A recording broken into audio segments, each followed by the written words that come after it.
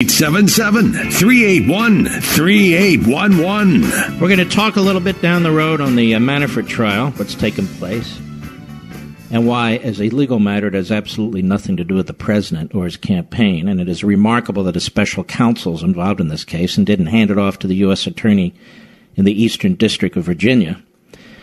And how Robert Mueller, when he was director of the FBI, apparently missed all this. We'll get into some of that, as well as a number of other issues that are on the table. LeBron James. I don't want to spend all day on LeBron James, but this is the difference between Michael Jordan and LeBron James. LeBron James is a big lefty. And he's a big lefty, even though he's, a billionaire at this point? Because I believe it's for social reasons. And, of course, CNN's out there interviewing. They're having a blast. But first, Dave, Norfolk, Nebraska, XM Satellite. Go. Hello, Mark. Thanks for taking my call. Long-time listener, my first call.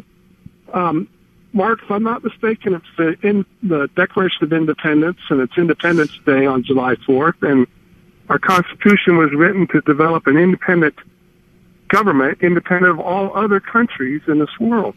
Oh, really? What section says that? What does that even mean?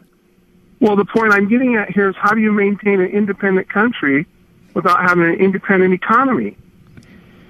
Oh, good Lord. You are a regular listener to this program, you said? I do, and this is one of the things that I disagree with you. It's not a matter of disagreeing. You're economically illiterate. How do you have an independent... Pay attention, I'm educating you. How do you have an independent country but have economic activity with other countries? Is that what you just said? No, I said how do you have an independent government without an independent economy? Well, what does an independent economy mean? All right, so if you read, and I know you've read Adam Smith. I know you know what comparative advantage is. I know you know that stuff. Adam Smith was a big free trader. He was the first one to use liberty in the context of economics. So did you read Wealth of Nations, sir? Yes, I did, and he pushed. And you walked away with that. You walked away from that with the conclusion that Adam Smith would say only trade within your own borders? No, I did. I walked away with him saying you need comparative advantages. If I think it's an advantage, not the country, not the government, if I personally think it's an advantage to purchase something from overseas as opposed to something here, and that's a right that I have as an individual. That's what Adam Smith said. Comparative advantage, when they talked about it, was one country, if it produces socks the cheapest, the nation produce all its socks. And if this country over here produces... No, that's not correct. Somebody may want a different quality of sock. Somebody may want a sock that's created out of a different material. Somebody may, certainly back then, but even now, somebody may want the convenience of shopping at a retail store so you can return your socks. There's 1,000 aspects to making a decision about buying something. When they talk... You're not listening to a damn thing I'm saying, are you? I am too listening to you. Well, then go ahead. You're like halfway into your sentence before I even finish mine. Go ahead. All right. If we don't have independence, if our economy... Sir, we do have independence. I can buy from whomever I want, whether it's here, whether it's in Japan, whether it's in Germany. Independence flows to the individual, not to the government. Our government is set up to limit government, to have a government in this country that undergirds the principles of the Declaration of Independence, which says nothing about trade. It talks about the liberty of the individual. Mark? In fact, the Commerce Clause, are you familiar with that? I am familiar with Well, why is the Commerce Clause in there? Do you know the history of the Commerce Clause? And what I do, because they were trading tobacco back and forth in different states. Not just different states. They were having problems internationally. The French, the Germans, the Brits were killing us economically. And so it was not only fights between states, it was fights because they wanted international trade. And what has been the result of 200 years of free trade within... Really? What's been the result? First of all, we haven't had free trade for 200 years. This is why I know you're intellectually dishonest. We haven't had free trade for 200 years. We have 12,000 tariffs in place. That's number one. Number two, even with that, the result has been the greatest economic juggernaut mankind has ever seen. Ever. The largest middle class the world has ever seen. the greatest mobility between so-called economic classes of any country on the face of the earth. That's been the answer over 200 years. You can get up at midnight and go into a store and buy virtually anything you want. Live better than kings and queens have ever lived. You see, in order to embrace your position, or the populist nationalist position, you have to constantly put down our country while pretending to support it. You have to constantly put down capitalism while pretending to support it. You have to constantly put down private property rights and private decisions while pretending to support it. I know what personal property rights are. I've been involved in plenty of that business. So have I, sir. So is everybody listening. You're not unique. That's what America is all about. But you don't understand why America is unique. That's the problem. Oh, yeah. You don't trust liberty. In order to be an independent nation, we have to have an independent economy. I don't even know what that means. Mark, do you know that... All right, thanks for your call. Next, Gary, Indianapolis, Indiana, Sirius Satellite. Go. Hey, thanks for taking my call. Appreciate your worldview. When you were talking about Milton Friedman and capitalism, It's actually my liberty view, but go ahead. All right. I just wanted to talk about capitalism as it appears in America today. I think that slowly, I'm all for capitalism, freewheeling capitalism, free markets, greatest economic... Well, we don't have freewheeling capitalism in this country. You may not be aware of that. Right, and I think that's the problem. I think we've got a situation where the representative government that we have has slipped away from representing the people and is more representing the people who are their benefactors, corporate interests. Really? All you have to do is look at the policy.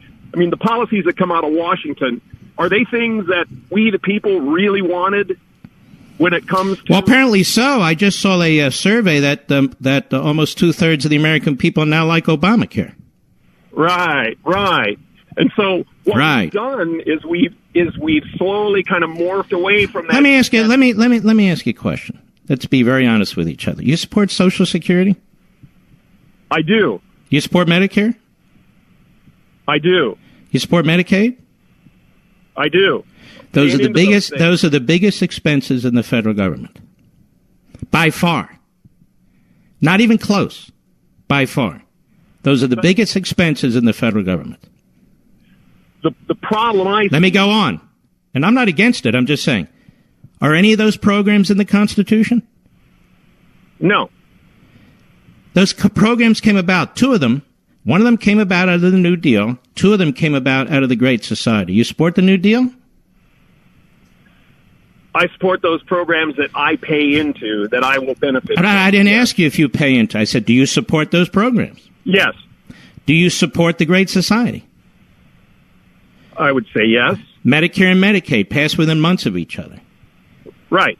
And you're a constitutional conservative. I am. Who supports capitalism. I do. Okay. Go ahead. Okay.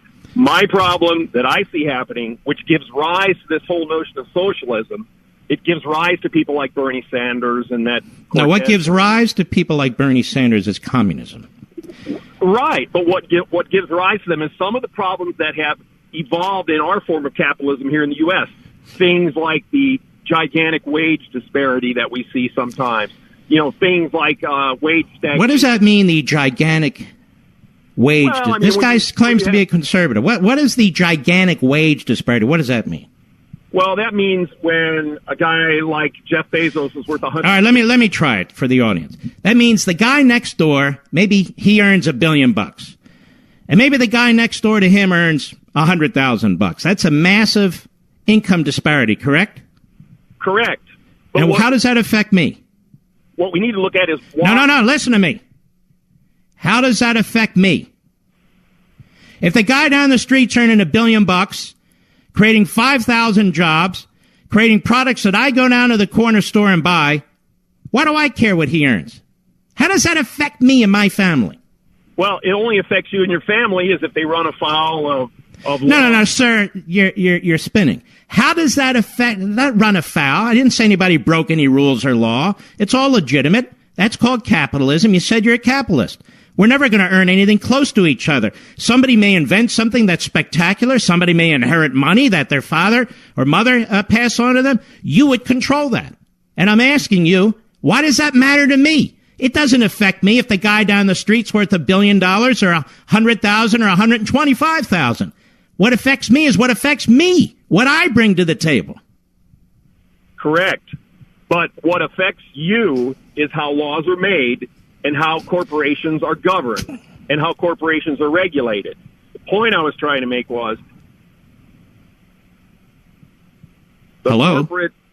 The people that are running the show get to kind of make sir, the rules. What people are running the show? Who are they? Name them.